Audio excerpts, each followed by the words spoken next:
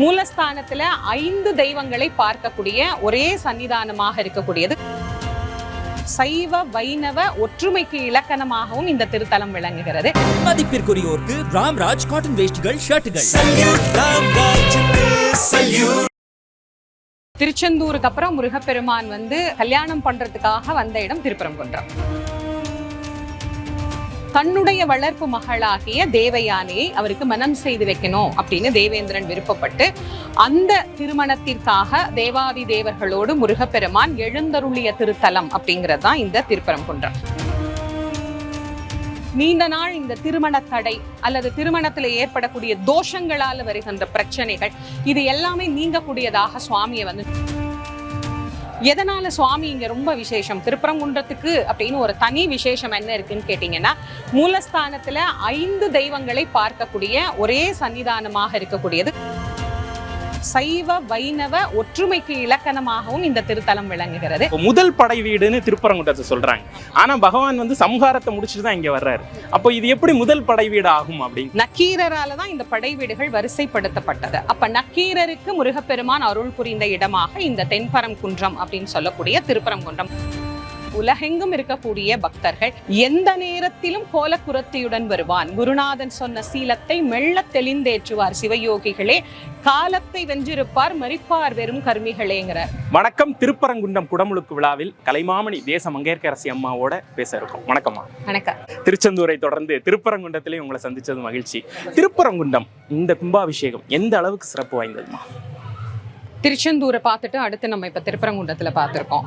அது இயற்கையாவே நமக்கு அப்படி அமைஞ்சிருக்கு அப்படின்னே சொல்லலாம். திருச்செந்தூருக்கு அப்புறம் முருகப்பெருமான் கல்யாணம் பண்றதுக்காக வந்த இடம் திருப்பரங்குன்றம்.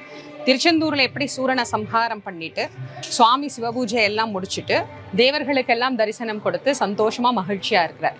அப்ப தேவேந்திரனுக்கு ஒரு எண்ணம், முருகனுக்கு ஏதாவது ஒரு பரிசு கொடுக்கணும் அப்படின்னு. என்ன பரிசு கொடுக்கறது? முருகன்கிட்ட என்ன இல்லை, எல்லாமே அவர்கிட்ட இருக்கு.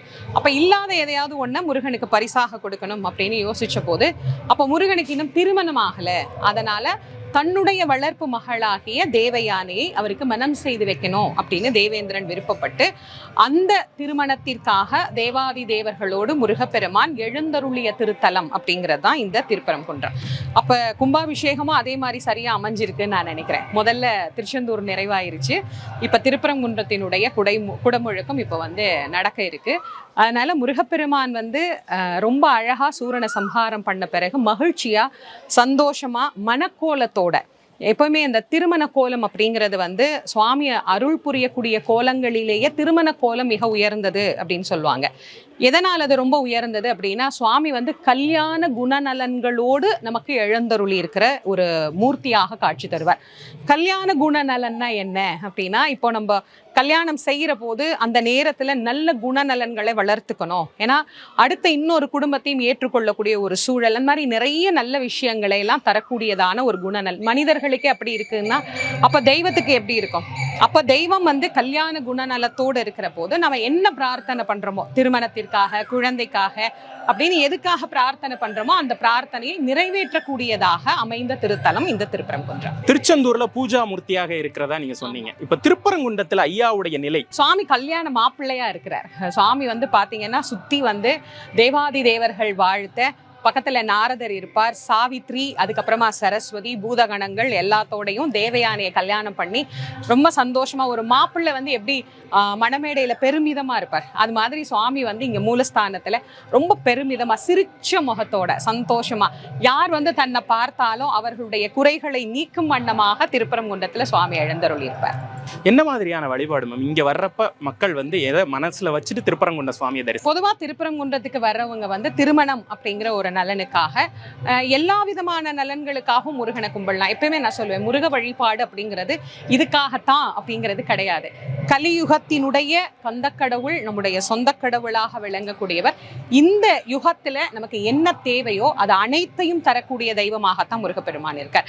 அதனால கல்யாண நலத்தோட சுவாமி இங்க இருக்கிறதுனால நீண்ட நாள் இந்த திருமண தடை அல்லது திருமணத்தில் ஏற்படக்கூடிய தோஷங்களால் வருகின்ற பிரச்சனைகள் இது எல்லாமே நீங்கக்கூடியதாக சுவாமியை வந்து நம்ம இங்கே பார்க்கலாம்.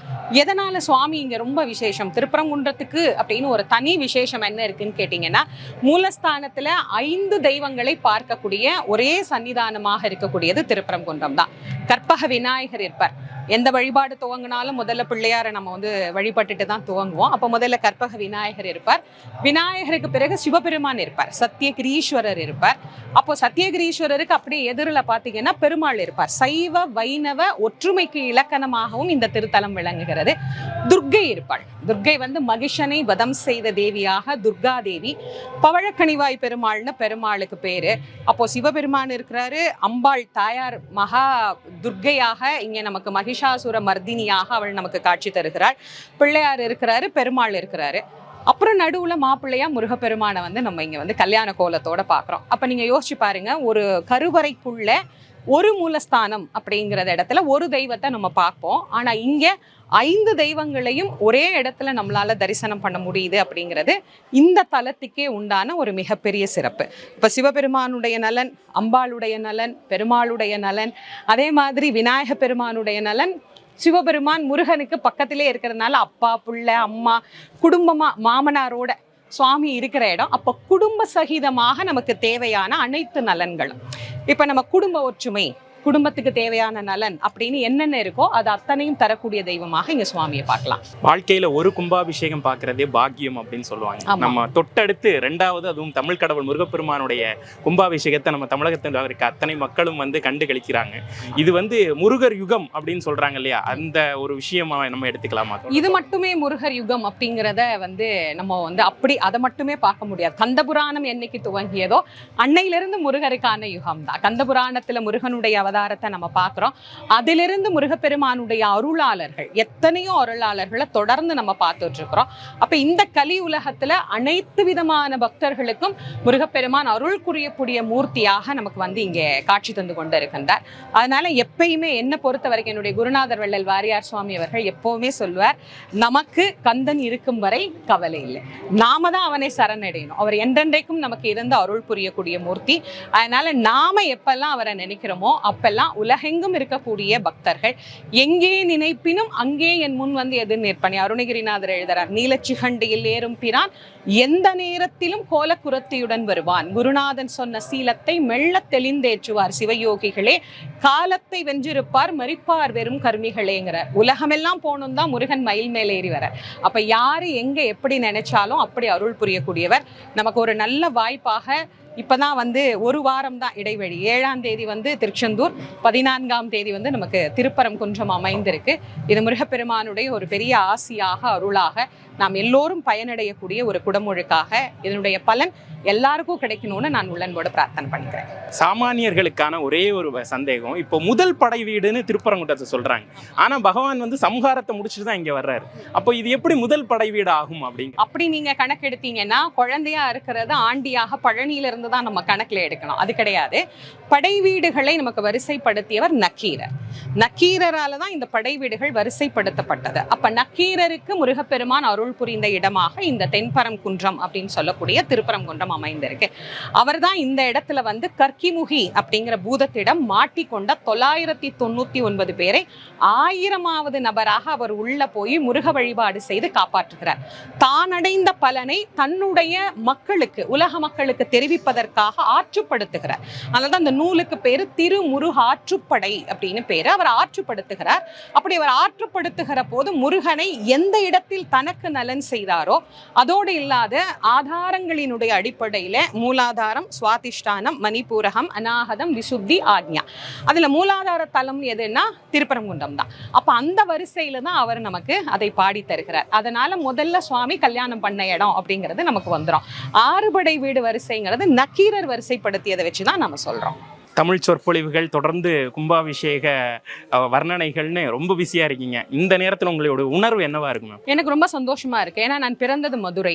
அதனால எனக்கு மதுரையை சுற்றி வந்து பார்த்தீங்கன்னா திருப்பரங்குன்றம் பக்கத்தில் படை வீடு.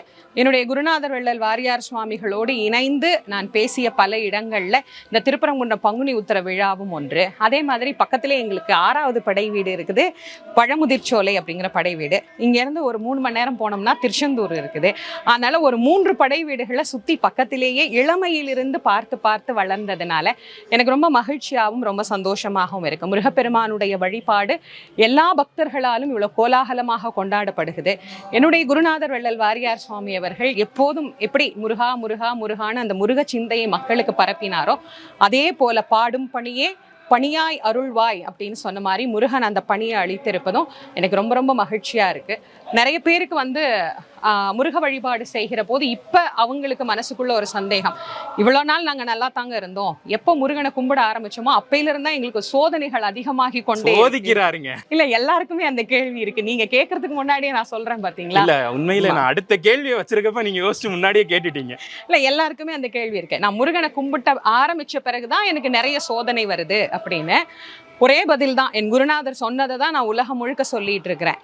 பரீட்சை எழுதிய மாணவனுக்கு மட்டுமே தான் வெற்றி கிடைக்கும். உருக்கிய தங்கம் தான் அணிகலனாக மாறும். துன்பத்திலே இறைவன் நம்மளை புடம் போட்டா மட்டும்தான் நாம் மின்ன முடியும். ஒரு பெரிய வெற்றியை தூக்கி உங்க கையில கொடுக்கணும்னா அந்த வெற்றியை பெறுவதற்கு உங்களுக்கு தகுதி இருக்கான்னு சோதிக்கணும்ல. சோதனையே செய்யாம எந்த ஒரு விஷயத்தையும் தூக்கி கொடுக்க மாட்டாங்க. ஒரு குழந்தை கையில ஒரு 1000 ரூபாயை கொடுக்கறதுனா கூட 1000 ரூபாயை செலவு பண்ண அவனுக்கு தகுதி இருக்கான்னு அப்பா அம்மா எவ்வளவு யோசிக்கிறாங்க. 1000 ரூபாய்க்கு இந்த உலகம் இவ்வளவு யோசிச்சா எவ்வளோ பெரிய வெற்றிகளையும் வாய்ப்புகளையும் எவ்வளவு பெரிய அருளையும் இறைவன் நமக்கு தருவதற்கு அப்ப நம்மளை எவ்வளவு யோசிப்பார். அப்ப நம்முடைய வினை பயனால நாம் அந்த துன்பங்களை அனுபவிக்கிறோம். முருகரை கும்பிடுறதுனால நமக்கு துன்பம் வருவதல்ல, நம் வினை பயனால் அந்த துன்பம் வருது. பள்ளிக்கூடமே போகலைன்னா ஒரு பையனை யாருமே பரீட்சை எழுது இதை படி அப்படின்னு சொல்ல மாட்டாங்க. நாம இப்பதான் வினைகளை கழிக்கணும்னு முருகன்கிட்ட போய் சொல்றோம். அப்ப சொன்ன உடனே அந்த வினை பையனை முருகன் என்ன பண்ணுவாரு, இவன் எப்படி தாங்குறான் அப்படின்னு பாக்குற. அப்போதும் எந்த துன்பம் வந்தாலும் அவனுடைய திருவடியை இறுக பற்றி கொண்டிருந்தால் கண்டிப்பாக கந்தக்கடவுள் கை கொடுத்து காப்பாற்றுவார். இன்னும் நிறைய ஆலயங்கள்ல நீங்க நிறைய வர்ணனைகள் பண்ணணும், அந்த தமிழ் நாங்களும் தொடர்ந்து கேட்டுக்கிட்டே இருக்கணுங்கிறத கேட்டுட்டு இந்த பெருவாய்ப்பிற்கு நன்றி. உங்களுடைய நேரத்திற்கு கருத்திருக்கும். மதிப்பிற்குரியோருக்கு ராம்ராஜ் காட்டன் வேஷ்டிகள் ஷர்ட்டுகள்